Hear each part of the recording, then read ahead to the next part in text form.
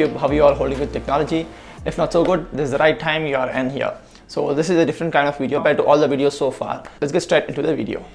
Redmi's first flagship device after they got separated from Xiaomi, of course just in the name wise but not technically completely separated, and they named it as Redmi K20 Pro in China as well as in India, and they also gave the names of Flagship Killer 2.0 and also Alpha Flagship. Now down the line it's more than a year, and let's see how it stakes up even at this point of time, and if it is a smartphone that you should buy even today, and also how is it comparing to its competitors at this price range. I'm using the 8GB version of Redmi K20 Pro. I purchased it in the very first sale, and I've been using it as my daily driver since then. So I'm not going to talk about numbers, what this phone has and everything, but I'm just going to talk about how it is in day-to-day usage. Starting up with the build and design, it is built with Gorilla Glass 5 on both front and rear, and metal frame. It did survive a lot of drops, and additionally you have 3.5mm headphone jack, which at this price point nowadays you don't see it.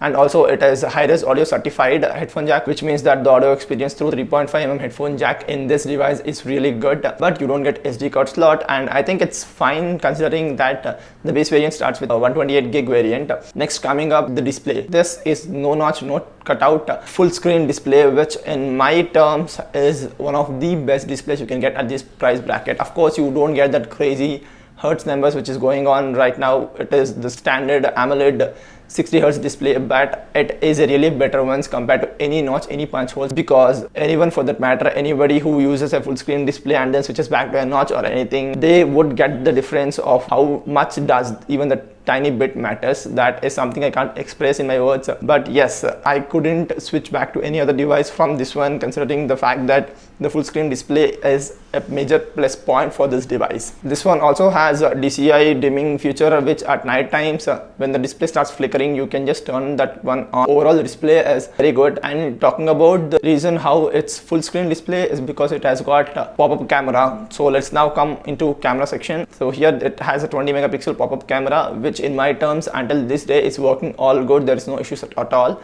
but I think after so many months, almost 13-14 months of usage, now I can feel the motor a little bit more. I mean, I can just feel the way it pops up and sits back in a little bit compared to what it was back then. Of course it's not the best implementation, but if you're giving full screen display, I'm happy to go with that one, so it's not a big thing. And the selfies from this one are very good as well.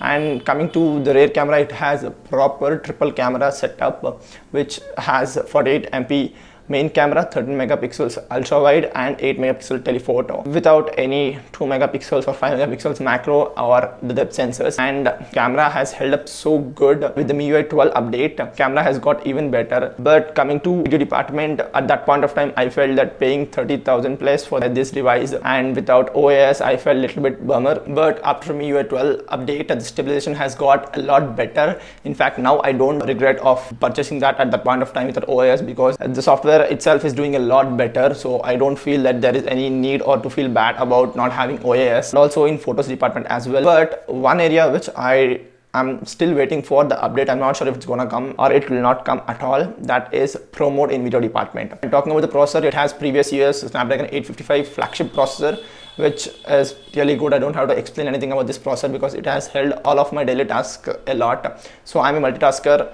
and it did held up very good. It is even better after MIUI 12 update. And talking about the battery, this one has 4000 mAh battery with 27 watts fast charging support. I said support because in the box you get only 18 watts charger. At that time fast charging was not such a big important thing, but now it's become a huge important thing.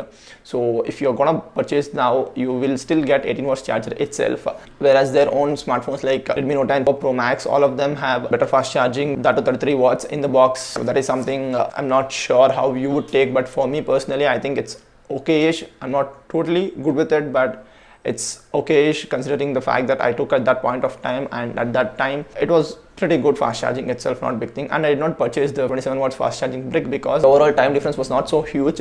And also by the time I thought I'll purchase one and I'll see, it's now no more available to purchase at all. And talking about the backup, it's really good. You can get through a day easily because 60Hz AMOLED display will get you through a day easily without any issues. And talking about the software, which is the last part and the most important part, it is running on MIUI 12. And of course software is something that is left to personal opinion. I'm not going to tell if MIUI is something that you need to use or not, but for me personally, MIUI is the best software I have used and I have got used to. But down the lane, it's your personal preference ultimately, so you gotta decide this if you want or not. But still, it's a great UI. With MIUI 12, it's got even better than what it was in MIUI 11. And talking about how can Redmi K20 Pro compete with other devices, especially OnePlus Nord, I actually concluded that I would stay with Redmi K20 Pro rather than going for Nord. One, because the processor, of course, flagship processor and mid-range processor cannot be compared. Even though it's a very good processor, it cannot be equally compared. And 5G is not going to come to India anytime soon, but there is only single 5G band support in Snapdragon 765 5G processor, which is in NORD. And also the durability was something that I take a lot of personal opinion. Of course, again, this is a personal opinion, not for all, because the time when I had broke my phone, as I said, I'm sure if there was NORD in that place, I don't know how bad it would have broken completely. I do consider that phones should have better build quality. That's again personal preference, as I said earlier. In day-to-day usage, you may not notice it, but only at these times